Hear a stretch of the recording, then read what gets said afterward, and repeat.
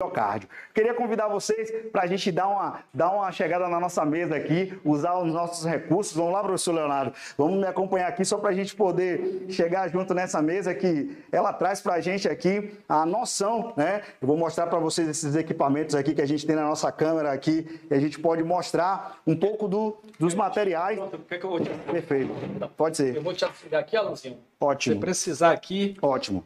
Bem, pessoal, nós tentamos falar mais sobre a questão das substâncias, o que elas são, como elas são indicadas, o rol dessas classificações, dessas nomenclaturas. Existem condições mais técnicas que podem ser aprofundadas no curso de manejo de drogas vasoativas, que é um curso mais extenso que traz para você uma qualificação, uma certificação para dar um norte específico para o tratamento de cada uma das substâncias. Só que eu me deparo numa situação onde eu estou numa situação de atendimento em domicílio, no atendimento pré-hospitalar e encontro um paciente chocado, né? Existe alguma contraindicação? Eu pego um paciente com uma pressão de 6/3, 60/30, entendo que esse paciente já tem uma redução de nível de consciência, é cardiopata, ele tem uma condição venosa difícil.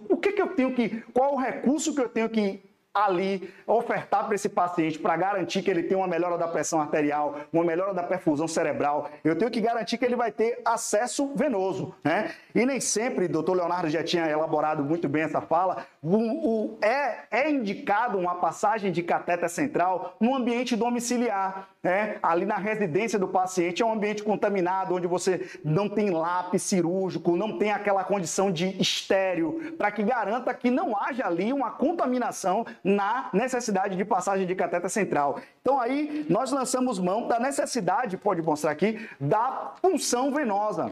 E essa punção venosa, ela passa por um critério de elaboração da região onde vai ser ali realizada essa punção, né? É um procedimento tecnicamente simples, mas que exige que nós tenhamos a noção de que um acesso periférico para início de droga vasoativa não pode ser em qualquer região. Por exemplo, o dorso da mão não é muito indicado, porque existe aqui uma condição muito óssea, onde você vai estabelecer uma manipulação de restrição. Na manipulação da fossa anticubital também não é indicado, mas na região do antebraço você consegue ter um acesso, preferencialmente um acesso Gelco 18, para que você garanta que ali você tem uma rede venosa calibrosa, para que a substância que vai fazer a vasoconstricção, a exemplo da noradrenalina, da adrenalina, da própria vasopressina, ela não faça com que haja ali a desnutrição da veia, restringindo ali um fluxo de sangue, causando uma flebite, que é a inflamação do vaso, consequentemente levar uma necrose tecidual.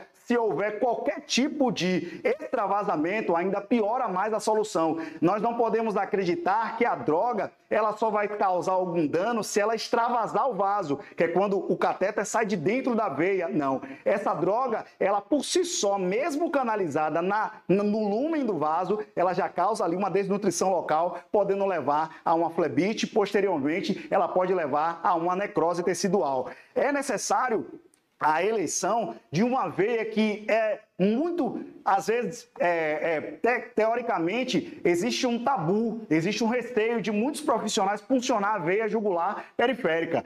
E é até um curso que, a veia jugular periférica externa, é até um curso que nós estamos elaborando aqui de prática de punção de jugular, que qualifica o profissional da enfermagem, garante esse acesso, isso é permitido teoricamente no nosso conselho, tem essa elaboração, que permite que o profissional puncione uma veia de jugular. É um procedimento que é resolutivo, é um procedimento que traz a você a necessidade de isolar um vaso para que você garanta que ali só vai infundir essa substância. Porque a droga vasoativa, ela não pode correr junto com outras substâncias que não sejam vasoativas e também não pode ser depositada na mesma via de um polifix. Porque aqui no nosso polifix, esses dois lúmens desembocam na mesma saída. Então, à medida que eu coloco um equipo na via que vai dar a saída para a droga endovenosa vasoativa e eu faço nesse outro lumen uma outra substância,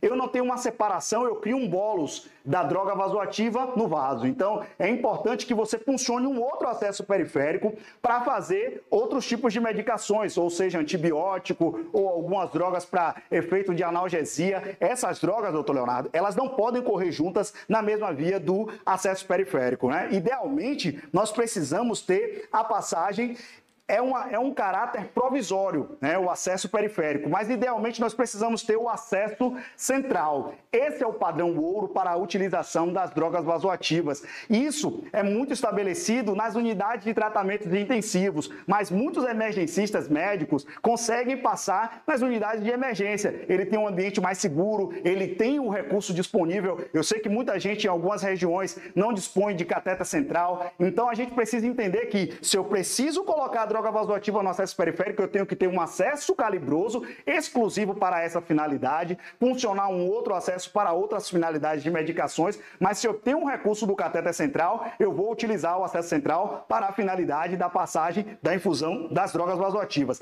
Existe, doutor Leonardo, uma curiosidade muito interessante sobre a utilização do cateter central. Ele possui 2 lumens, que são aqui as 2 vias. Eu vou mostrar aqui o nome da via distal e a via proximal, né? Aqui a cor marrom está elegida como a via distal, que é a via que a gente tem do lúmen do catéter como nomenclatura. A via distal e a via proximal. Essas 2 vias, ela têm tamanhos diferentes, né? E o que é que isso traz para nós? Traduz. A droga vasoativa, você que é profissional e instala a substância, ela tem que ser instalada a rigor na via distal. Por que a via distal? Quando você pega um catéter central, eu sei que muitas pessoas nunca tiveram a oportunidade de pegar um catéter na mão, às vezes abre para o médico fazer o procedimento de passagem, mas curiosamente o catéter central ele tem uma fenestração lateral, ele tem uma abertura lateral e ele tem a sua abertura no principal, que é aqui a saída direta do catéter central. Então, ele tem a saída lateral e tem a saída principal. Quando você coloca a droga vasoativa na via distal, ele desemboca a substância na via proximal do ponto central do paciente. Então, quando você coloca a droga na via distal, você consegue ver ele desembocar no ponto principal. E se você instala uma droga vasoativa na via proximal, que o nome infelizmente não traduz o ponto de inserção, de liberação da substância. Quando você põe a droga na via proximal, ela desemboca aqui no orifício lateral. Não sei se dá para focar aqui bem. Conseguiu pegar aí, Vitão? Está bem aqui, ó. Difícil de enxergar, talvez. Talvez não dê para pegar aqui. Mas ele tem 2 saídas, né? Então, assim, todas as vezes que você for colocar uma droga dentro de um catéter central, entenda que aqui existem 2 saídas e que sempre ela tem que ser depositada na via distal, que é a via que vai ter a liberação do ponto mais central do paciente, né? Levando em consideração sobre essas questões, existe também uma necessidade de ampliar muitas vezes a quantidade de drogas que eu vou colocar. Ah, Alan, mas se eu só vou colocar uma noradrenalina, eu só tenho uma saída de equipo, O que eu posso fazer, né? Existem essas three-ways que são as torneirinhas, as famosas torneirinhas, que a gente monta esse sistema. Então, eu conecto essa torneirinha aqui, faço uma ampliação e consigo colocar, se eu só colocar uma torneirinha, eu consigo colocar uma noradrenalina e uma dobutamina. Ah, mas eu preciso de uma vasopressina. Eu vou estender o meu sistema, colocando aqui mais uma via, né? Coloco o meu bioconector, clave valvulado, para evitar a exposição para o ambiente, e eu consigo ampliar. Então, eu tenho como isolar aqui, no mínimo aqui já foram 3 drogas que eu posso colocar, noradrenalina, dobutamina, vasopressina, tá? A outra via, eu posso colocar soluções, sedações, antibióticos para correr. É muito importante a gente entender que as drogas vasoativas, elas devem ser isoladas para a infusão contínua, tá? Dentro desse rol, existe também vários questionamentos, doutor Leonardo. Se o catéter de Sorensen, de hemodiálise, pode ser utilizado para infusão de medicamentos, se pode ser utilizado para a infusão de drogas vasoativas. Às vezes, o paciente renal, ele já tem uma dificuldade de acesso, ele tem uma dificuldade de punção, não tem mais como você puncionar vasos, já tem falência de veias. O que é que eu vou fazer se ele é um paciente dialítico que está chocado naquele momento? Até ter uma outra forma de realizar uma punção, eu vou aspirar muitas vezes a heparina que está aqui no catéter, tiro a substância de heparina, né, que é um anticoagulante, lavo o catéter e coloco aqui, né, o equipo para ser utilizado. Existe um grande dilema, porque a gente entende que por ele ser um catéter de grosso calibre, você pode ver aqui a diferença no French, né, nesse tamanho do lúmen, é que a maior manipulação de um catéter mais calibroso, ele pode causar maior infecção. Só que na situação do que urge, na situação de emergência, eu só tenho esse catéter, eu faço esse procedimento. Eu retiro a heparina, lavo o catéter, que ele vai estar com sangue ali no momento, e instalo a droga vasoativa, tá? Então... Deixa eu só pedir um feedback para o pessoal. Eu peguei aqui o celular para acompanhar os comentários. Só para saber se esse recurso que a gente está utilizando hoje pela primeira vez, essa pequena câmera aqui, se está legal a visualização da prática, uma vez que a gente mostra para vocês aqui. Manda para mim, por favor, o feedback, se vocês estão conseguindo visualizar corretamente o detalhe do que a gente está mostrando, ou se vocês preferem que fique só na câmera frontal ali. Aí vocês me dão esse feedback que eu vou acompanhar com o objetivo de fazer sempre a transmissão mais didática possível para vocês, tá bom? Okay. Excelente, Alanzinho. Ok. Então, assim, dando continuidade a essa questão dos catéteres, é importante que a gente perceba que, na situação, se eu só tenho um catéter periférico, eu vou utilizar, entendendo que eu não posso permanecer com a droga daquela forma. Eu preciso ter dois acessos que vão desde colocar um isolado para a droga vasoativa. Isso é segurança na medicação. Então, todo esse preparo, às vezes você pode não ter recebido essa informação, né? Eu tô com um paciente com drogas vasoativas, eu tô num PA, eu deixo ele só com acesso e ali eu faço outras infusões. Não. A gente precisa garantir que isso não vai acontecer, que é um erro entre você misturar essas soluções ali com várias outras substâncias. Eventualmente, pessoal, nós temos a monitorização que nos traz ali a segurança da infusão da droga. Eu acredito que todo paciente de droga vasoativa que usa essa substância, ele precisa idealmente de um monitor. E o monitor cardíaco, ele traz essa monitorização multiparamétrica, onde um dos itens que ele traz é a pressão arterial não invasiva, que é aquele manguito que a gente tem, que coloca ali para estar ferindo a pressão a cada 10 minutos de maneira segura na utilização da droga vasoativa, ou dependendo da pior hemodinâmica, você colocou uma noradrenalina 10 ml/hora, mas progressivamente, doutor Leonardo, essa substância vai aumentando para 40, 50, 70, houve já tetos de 100 ml/hora, 200 ml/hora de droga, eu não posso mais estar com a pressão não invasiva. Existem alguns catéteres que nos dá a possibilidade de, eventualmente, ter uma leitura mais invasiva ou até mesmo minimamente invasiva da pressão arterial, que é o catéter de monitorização invasiva, que é chamado de pressão arterial média,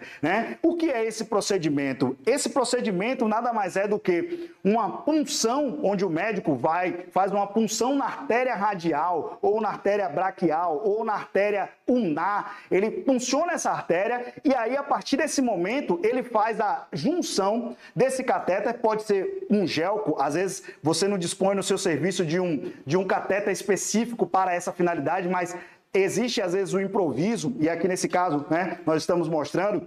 Ele funciona, ele faz a adaptação dentro da artéria através desse transdutor de pressão. Esse transdutor, ele vai garantir que você vai ter um manejo mais adequado da pressão arterial. Aqui você tem como titular definitivamente cada ml de droga que você vai colocar no paciente baseado na monitorização, que é precisamente invasiva. Mas o que é essa monitorização, né? Quando o médico punciona a artéria, que esse catéter está lá, existe uma pulsação da artéria captada por esse transdutor através desse diafragma que está aqui, ó. Esse diafragma ele começa a pulsar e através dessa atividade mecânica traduzida para um monitor, né? Você conecta ele nesse cabo aqui de transdução, ele consegue gerar no monitor aquela pressão elétrica que a gente consegue ver. Então, através de uma atividade mecânica do coração traduzida para um diafragma, você tem aí a pressão arterial invasiva, que é um padrão ouro para monitorização das drogas vasoativas. É em todo lugar que você vai ter esse recurso disponibilizado? Não. Mas, eventualmente, nós precisamos saber aquilo que é preconizado e o que é bem utilizado para a aplicação de maneira segura das drogas vasoativas, né? Então, assim, e dentro das condições do paciente, organicamente falando, você vai entender que chega um momento dessa monitorização não invasiva que ela não consegue mais fazer a leitura da pressão arterial. Aí, só você invadindo o paciente dessa forma,